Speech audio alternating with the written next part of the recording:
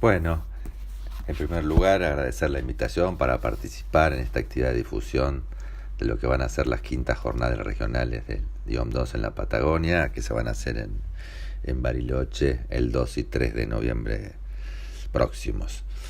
A ver, bueno, me han enviado una serie de preguntas y bueno, me incluyo un poco en algunas ideas como para poder conversar entre todos.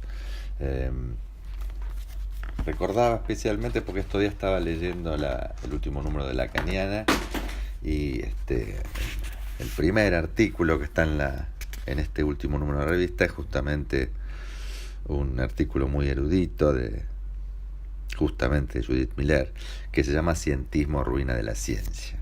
Allí habla de la ciencia, del lazo social y de qué modo o qué debería el psicoanálisis hacer valer en relación a ese campo. Así los recomiendo especialmente. Pero, a ver, una de las primeras cuestiones que se me ocurren plantear es que en realidad una cosa es la ciencia en sentido estricto y otra cosa es de qué modo la ciencia incide en el campo del lazo social. Lo que Lacan ha planteado al respecto, que la ciencia incide en el campo del lazo social a partir de que su saber o el saber producido en la ciencia propiamente dicha, en su campo específico, entra a funcionar como discurso universitario, es decir, como saber en el lugar del amo, y ese es el punto clave del cual hay que estar advertidos. Hemos recorrido todo ese trabajo respecto a lo que han sido las discusiones sobre las ideologías de la evaluación y demás. Pasa que es un borde muy fino entre cómo distinguir ese cientismo de lo que sería la ciencia propiamente dicha. Recordaba en relación a eso que, por ejemplo, hace unos años yo había participado en el ENAPOL, que se llamó justamente La Salud para Todos, no sin la locura de cada uno. Había formado parte de la comisión científica de esas jornadas, de ese encuentro.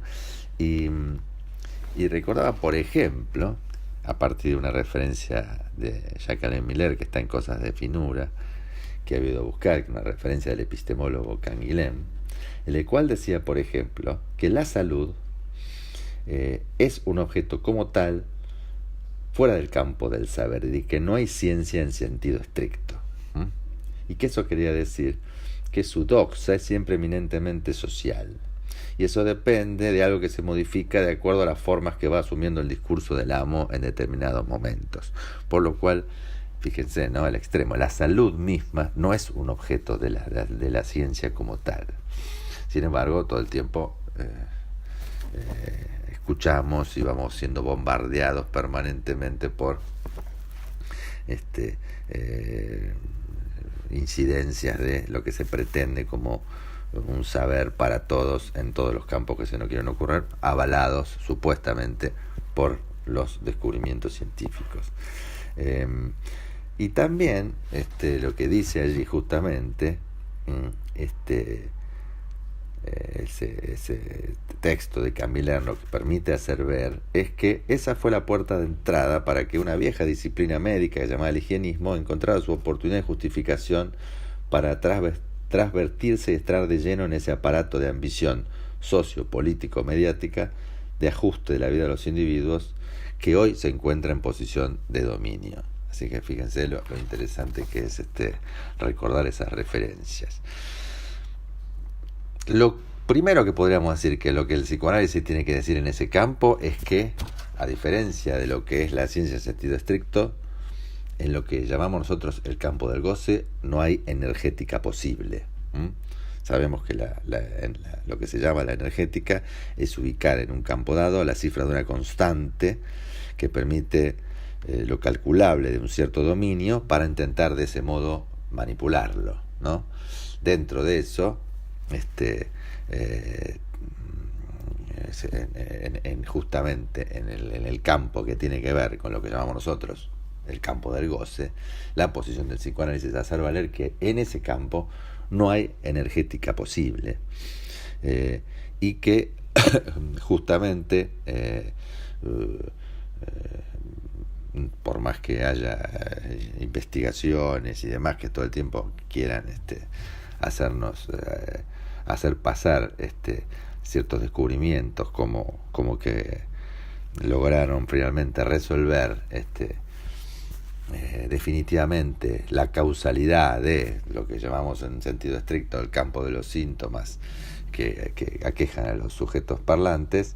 Bueno, ahí está justamente ese borde el que Judith advertía respecto de eso que se podría llamar el cientismo, ¿no?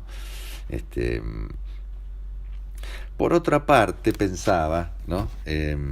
Respecto de las preguntas que me hacían, la cuestión del analista ciudadano y los debates actuales. En ese sentido me hacía pensar varias cosas. Una que, por supuesto que es fundamental, la idea que Eric Lorán ya desarrollaba con la idea del psicoanalista ciudadano, del psicoanalista que debe salir de ese lugar de supuesta extraterritorialidad que lo dejaba como en un lugar por fuera de todo lo que pasara a su alrededor, y como sin tener que dar cuenta, como decía Lacan, de la fundamentación de su práctica y demás, algo que Lacan hizo durante toda su vida, ¿no? Ahora, la cuestión es, una vez que uno piensa que hay que participar, por supuesto, en ciertos debates e incluirse en eso, en el debate democrático actual, es desde qué posición hacerlo. Porque una cuestión clave es que muchas veces lo que se pierde en eso es la especificidad de lo que es el discurso analítico. En el argumento de la jornada se plantea de entrada que el psicoanálisis en tanto discurso nació con la amenaza de extinción. Y eso es verdad. Pero como advirtió Lacan, una de las cuestiones que más amenazan la posible extinción del psicoanálisis es justamente el quedar subsumido en otros discursos.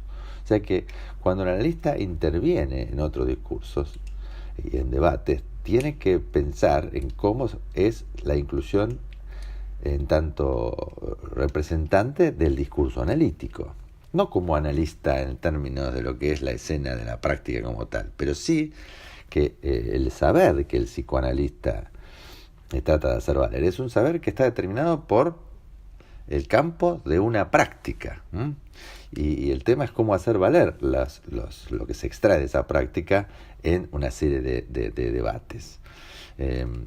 Y eso, quizás una frase que hace un tiempo me acuerdo que se habían hecho unas jornadas en lo que era el Departamento de Estudios sobre el Niño del CIEN, habían llamado unas jornadas me incluyo desde afuera, y era una manera de pensar cómo entender la extimidad con la cual uno puede entrar a funcionar en ciertos debates y qué es lo que el psicoanálisis podría hacer valer en relación a esas cuestiones.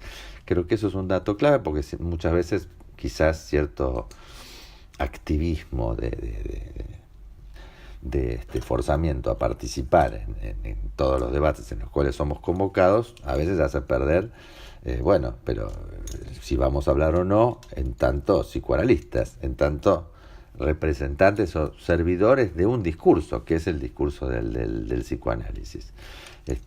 Y eso implica que también se pagan precios para entrar en esos debates, ¿no? Eso creo que es una cuestión me parece fundamental para hacer valer y para tenerla presente cuando pensamos en los temas actuales y lo que llamamos en términos generales el malestar en la cultura, los nuevos síntomas. Y frente a eso, creo que una de las cuestiones fundamentales a tener en cuenta, y en el cual el analista puede ser útil y ser un instrumento en estos debates, es tener en cuenta siempre la pendiente que puede tomar de la pulsión de muerte en cualquier debate de la actualidad. Recuerdo especialmente en eso también ciertas advertencias que hacía Eric Lorán respecto a cómo incluirse en esos debates, porque las pasiones que rodean cualquier debate pueden inmediatamente tomar esa pendiente superyoica, y que el analista tiene que poder estar advertido de que cualquier idea de solución, ¿no?